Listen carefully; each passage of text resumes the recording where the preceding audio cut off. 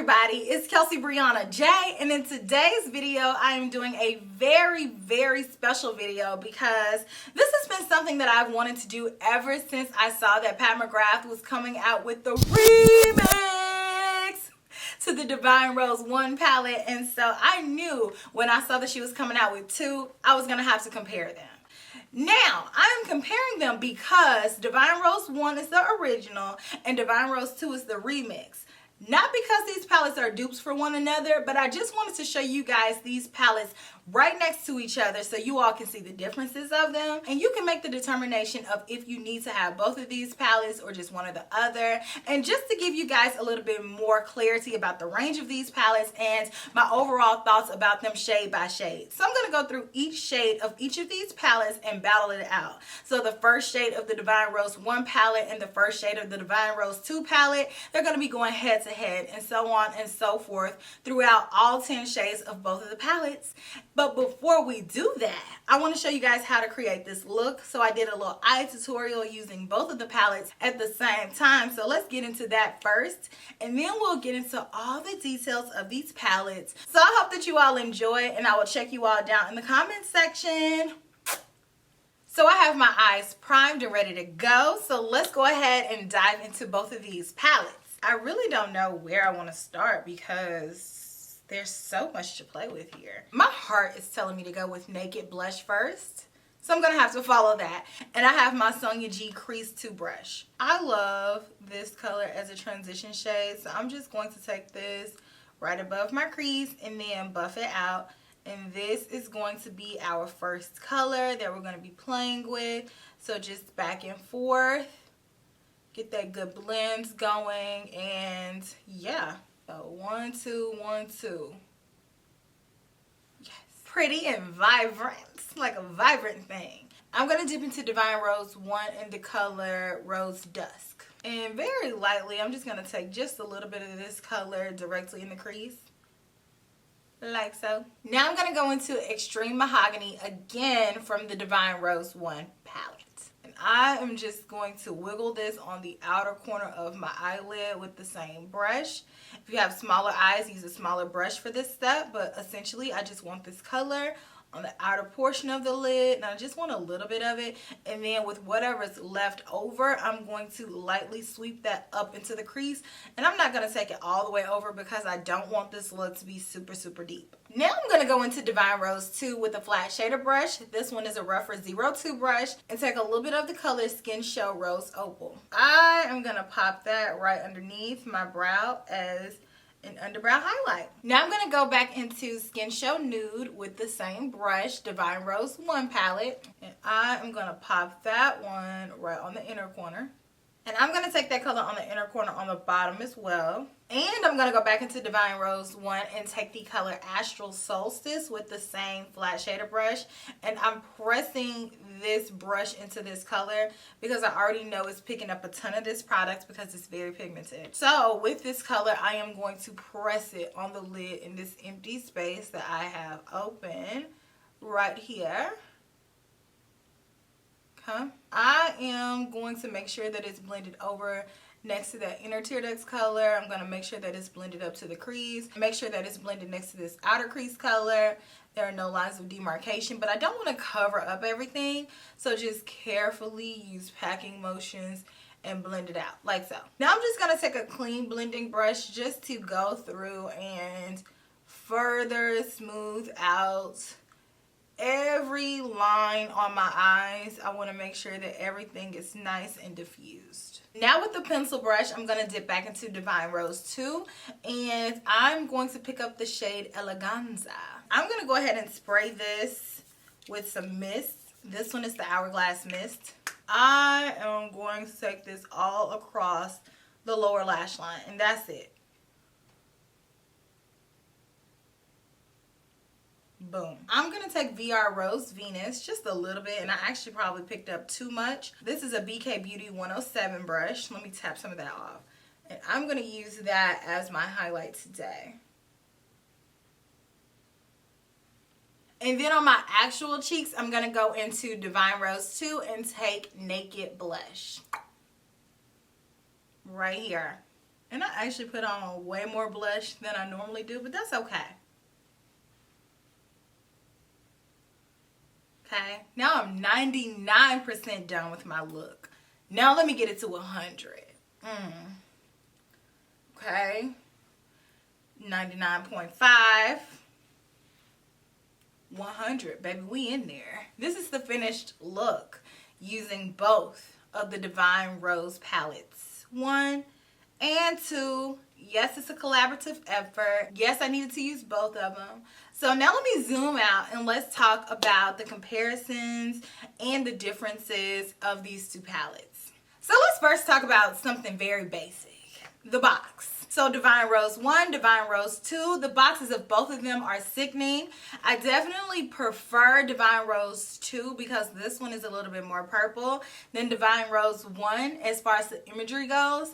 But I think that both of them are absolutely gorgeous. They both have that beautiful, seductive, rosy element to them, and I love them both. So I really don't have a strong favorite. Like, this one doesn't win by a landslide or anything like that, but both of them are gorgeous. So I kind of want to put these palettes head to head, and I want to battle each shade by shade. So the shade that's in the first slot of Divine Rose 2, I want to battle it against the shade in the first slot in Divine Rose 1, all the way until I get to 10, and I'll let you guys know which shade is the winner across each of the palettes. So in the first Divine Rose palette, we have Skin Show Nude versus Skin Show Rose Opal in Divine Rose 2. And of these two colors, I think that Skin Show Rose Opal wins by a landslide. And you guys saw me use Skin Show Nude on my inner corner today, and it's a beautiful color.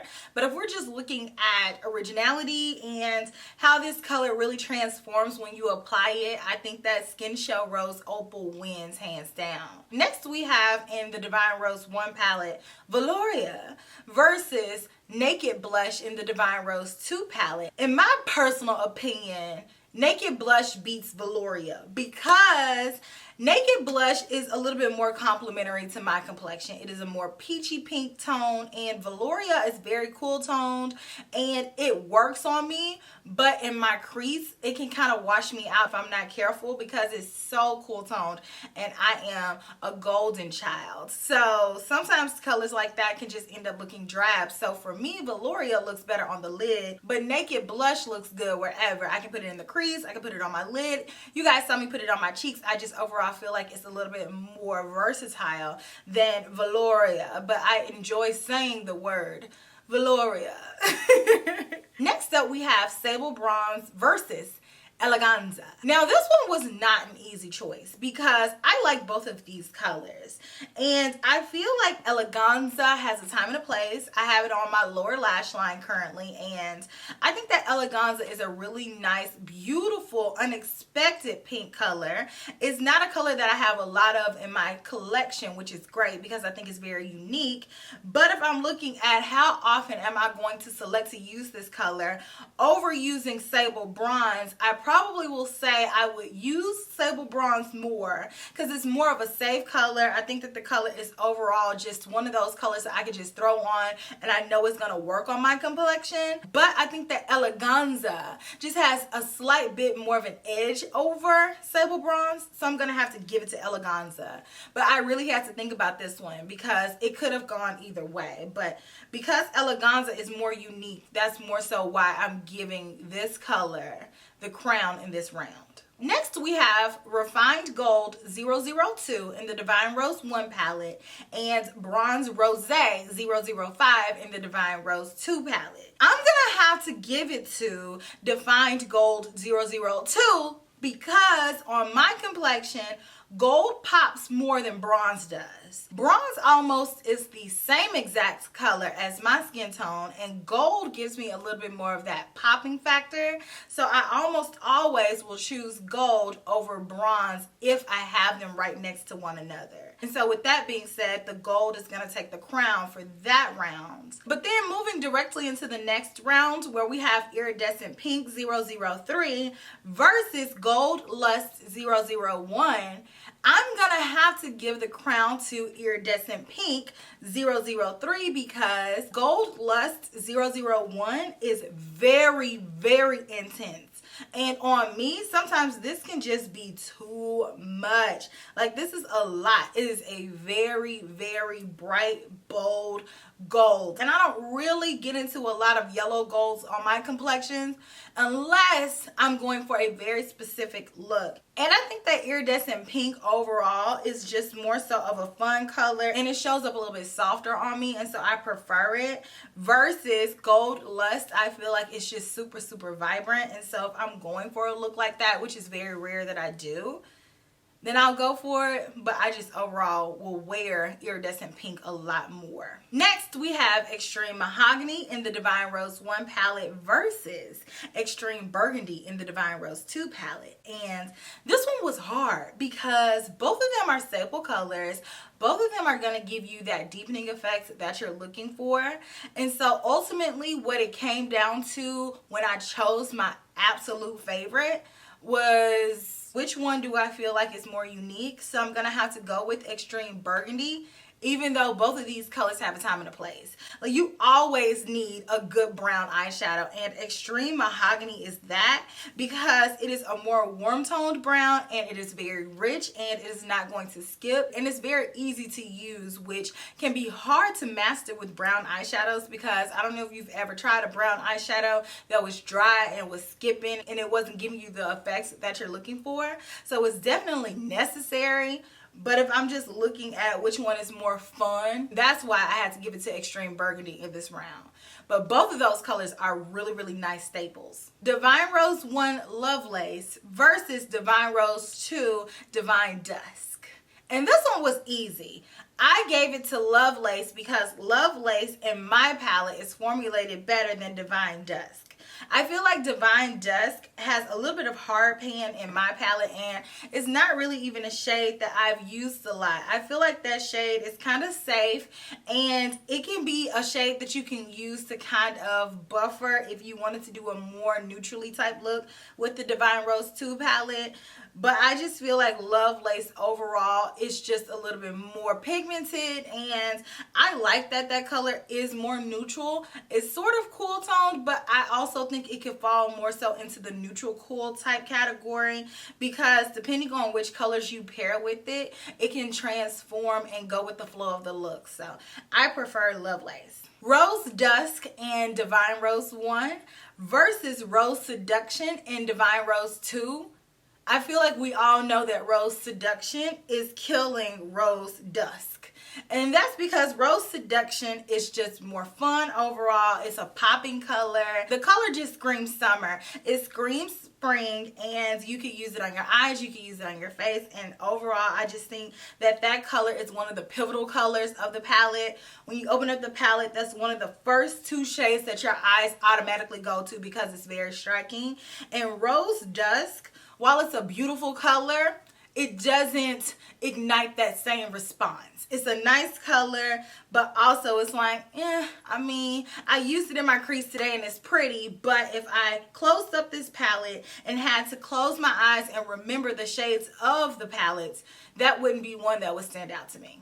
And the next one is kind of like, what's the point of even having this round? Because we already know. When we're going up against VR Sextraterrestrial, I mean, VR Rose Venus really didn't stand a chance, did it? Because the name just does it in and of itself. Sextraterrestrial. Have you ever heard of such a thing? That just commands your attention. It makes you be like, okay, what? Let me see. And then the fact that this color is a multi-shift, multi-dimensional, multi-chrome shade, it just takes the cake. It really didn't even have to be a ninth round, for real, for real. It just didn't. Poor little Rose Venus just didn't stand a chance. So last round, we have Astral Solstice in Divine Rose 1 versus Astral Pink Moon in Divine Rose 2, and honestly, this one was super hard for me to select a winner. So in all fairness, I'm going to say it's a tie because both of these colors are the same. It just depends on what type of mood you're in. Do you want a more silvery type toned eyeshadow? If so, go with Astral Solstice in Divine Rose 1.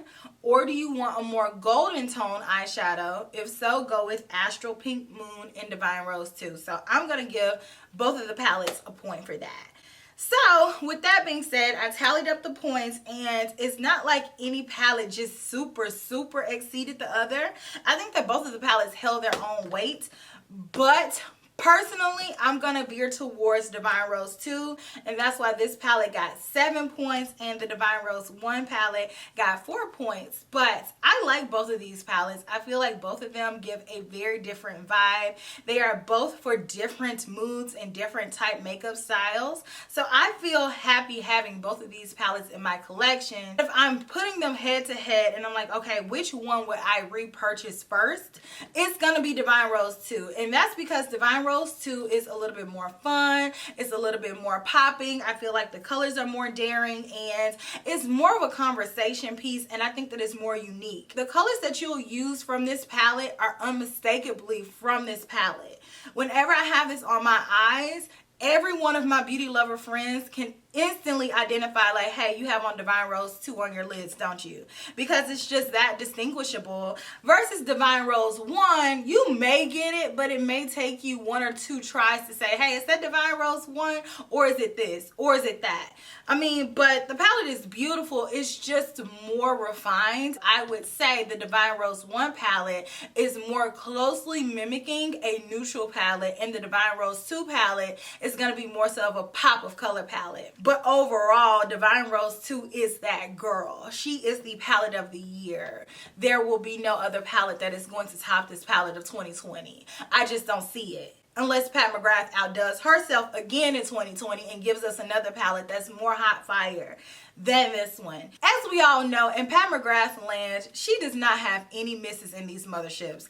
Every single last one of them is a banger. So it's really going to come down to your personal preference, how you like to wear your makeup, how bold you like to be with your eyeshadows, because Pat McGrath can either take it there, or we could do it more neutrally and still take it there, because it's not going to blend in with the crowd, but it's just how far do you want to go.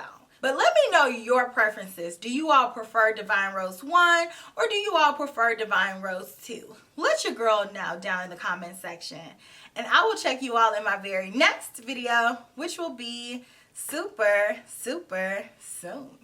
Smooches. Bye.